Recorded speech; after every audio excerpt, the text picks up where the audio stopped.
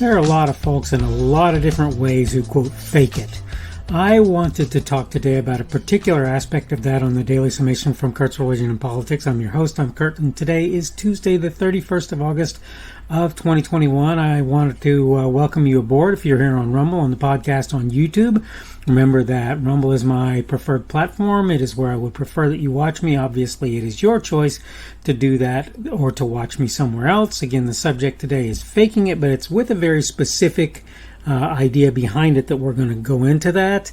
Let me go ahead and get into my notes real quick. You can be sure there are more than a few folks out there with a vested interest in people believing things about them that are actually not true. You get the handy little handicapped hanger or plate, for example, that allows you to park in the spots others are forbidden from using. It can also be a pretty handy source of unquestioned income. I've even seen some people walking behind the wheelchair they were using to elicit sympathy, pushing it for apparently large distances. Some folks, though, get little to nothing out of their supposed disability. My son, for example, gets no government income, and yes, we probably do qualify for that income, and may take it in future if we can't find a way around doing so. I believe we can and probably will. Other meaningful benefits by most people's way of looking at things for his supposed disability.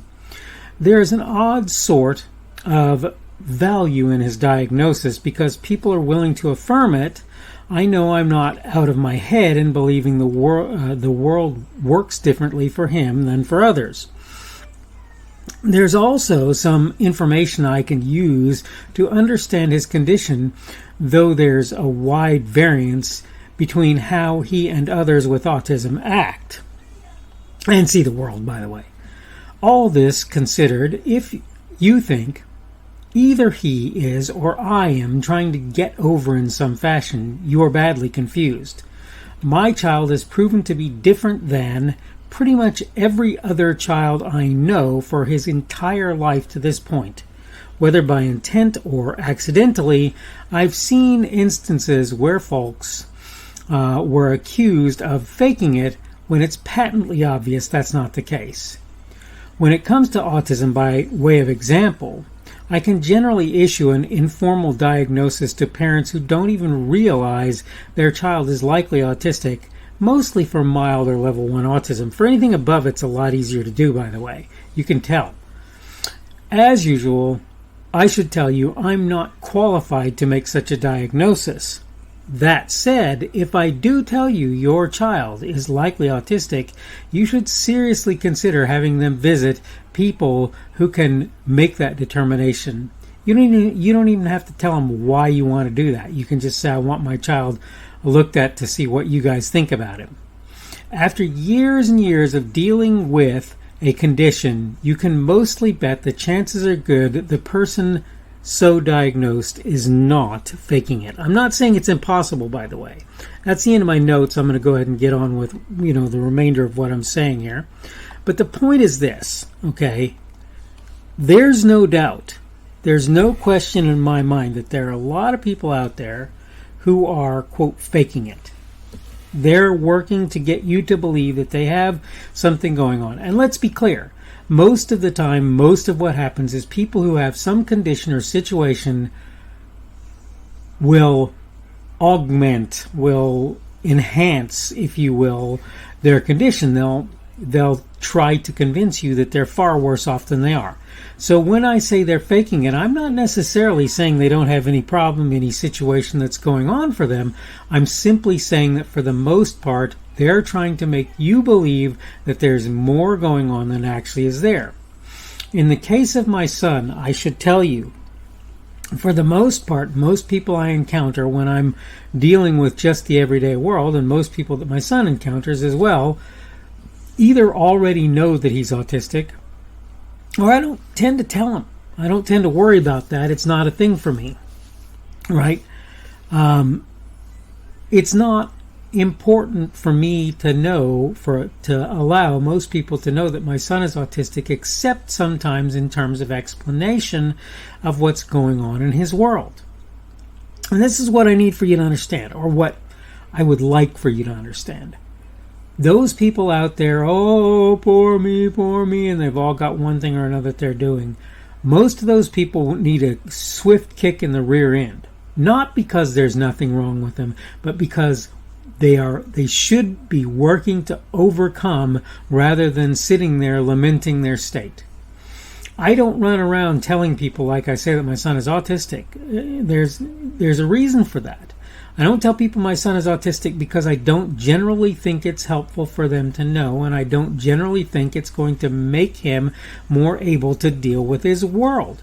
So my attitude about all of that is to say, no, you don't really need to know most of the time, and then every once in a while to sort of clue somebody into the fact that something is going on there that maybe they don't understand or recognize. I would say that 90% of all people who are begging on street corners, sitting in their wheelchair various places, wanting for you to pity them, and so forth. I would say that probably 80% of those people really, really just need somebody to say to them, yes, there's something wrong with you, get over it. And I don't mean that in terms of, you know, like I said in a previous video, go ahead and grow legs. I mean that in terms of learn to adapt to life and figure out how to make things work. Stop treating your disability as an excuse to not try and be a useful, meaningful part of society. You are making things worse for yourself and for others by doing that. I just want you to know that. That's the reality. When you sit there in your wheelchair day after day begging for money, that's instead of doing things that you can do. And I've seen multiple times now, I've known people multiple times now who decided they were just going to not even involve themselves in society any more than they absolutely had to, and just stop doing things. And over the course of time, they began to realize, you know what? What he's saying is correct. I can do things, and I should really do things to make my life and the lives of others around me more meaningful and better. I had a friend who was a lawyer, lived in a wheelchair for years. I had another friend who was ended up doing grant writing and various other things. Some of them you would have looked at as sort of menial tasks. He also either was on a walker or in a wheelchair for years. And these people just kept plugging away until there wasn't any more plugging away for them to be able to do. Till people said, nope, now it's time for you to not do that. For the most part, they didn't even accept that. They kept on going. They kept on working. I'm just saying to you, when you see people who are augmenting the reality of their disability of one kind or another, you need to know that this is what I'm talking about when I say that people are faking it. But at the same time, I want for you to understand that there are people out there, and you probably have very little realization of what it is that those people are going through. So again, there's this video series that I've been watching where there's this young autistic man, and people, when I say young, he was 27 by the time I'm looking at him now. But when I see this young man, I realize that, again, he's a more cogent, more lucid version of the son that I have, version of the son that I have at home. He is more of those things. So I literally have a young man who makes him look, I'm not saying smart, but I'm saying able to communicate and so forth. And this is something that the young man I have at home right now still isn't able to do at age 8 or almost 9. And that young man in question, he was speaking in sentences and speaking in thoughtful ways. My son tries to do all of that, and I think from a perspective of what's going on in his head, there are a lot of things in there that he'd love to get out.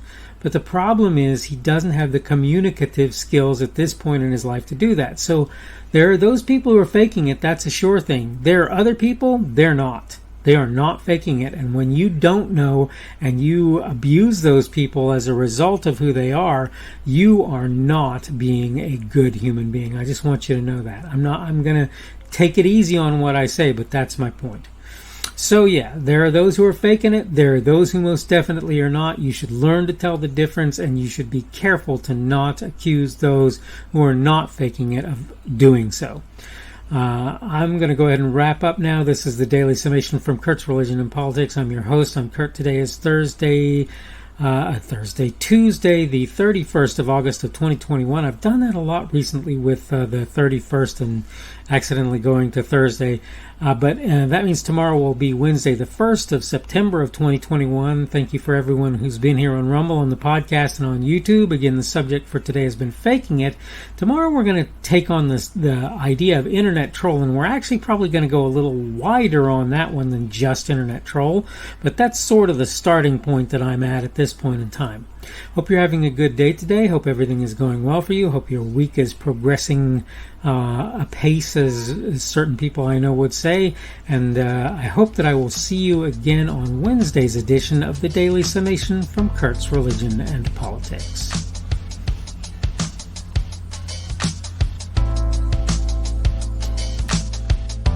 The speaker on this edition of the Daily Summation is Kurt Schubert. This video was recorded on Tuesday, the 31st of August of 2021. The Daily Summation is created for Kurt's Religion and Politics.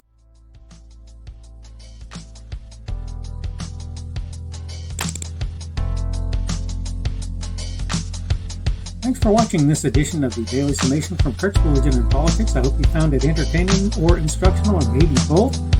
If you want to see more from me, you can go to blogs.kpschubert.com. That's blogs.kpschubert.com.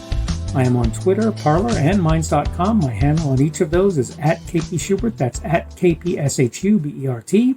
I have a Rumble and a YouTube channel. They are the Kurt's Religion and Politics channels on Rumble and YouTube. I have a Facebook page. The Facebook page is Kurt's Religion and Politics as well. I am on Patreon. If you want to support me, that's one of the better places you can do that, and you will find me at Kurt's Religion and Politics on Patreon. I have a podcast. The podcast is podcasts with an S .kpschubert.com. That's podcasts.kpschubert.com. I think you should be able to find me with relative ease on Apple Podcasts, Google Podcasts, and Spotify as well. The best way I find to do that is to look for Kurt's Religion and Politics.